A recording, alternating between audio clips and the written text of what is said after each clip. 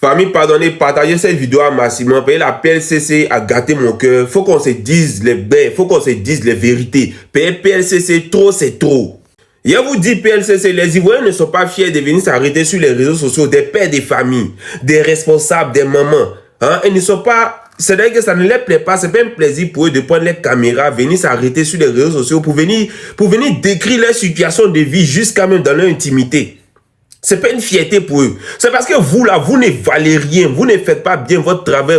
C'est-à-dire que vous êtes des traîtres. Vous trahissez le pays. Et que les gens, lorsqu'on les vole, lorsqu'on les arnaque, lorsqu'ils ont des problèmes, ils ne savent pas vers quelle justice, ni quelle police, ni quelle gendarmerie s'est tournée. C'est pour ça que les gens viennent sur les réseaux sociaux pour s'exprimer, pour se libérer un peu. Parce qu'ils ont gros sur le cœur. Mais vous, chaque jour dans vos bureaux, là, on a l'impression que vous prenez votre temps pour réfléchir, pour créer des articles, pour créer des choses. Une façon de dire au peuple ivoirien, fermez vos gueules. Peu importe le mal que vous ressentez, peu importe le mal qu'on vous fait, peu importe la douleur, fermez vos gueules.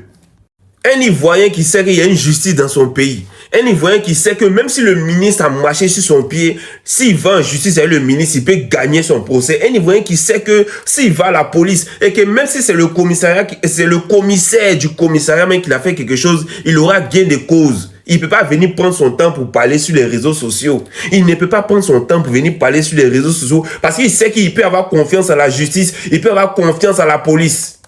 Mais quand tu achètes ton terrain, quand tu vois le ministre du transport avec une société de VTC et que tu te lèves par confiance parce que tu as vu le ministre, donc tu te dis que tu as confiance, tu t'en vas souscrire et qu'on vole ton argent. Les gens des 4DS ou je ne sais pas quoi, les trucs de VTC, ils ont volé l'argent des gens.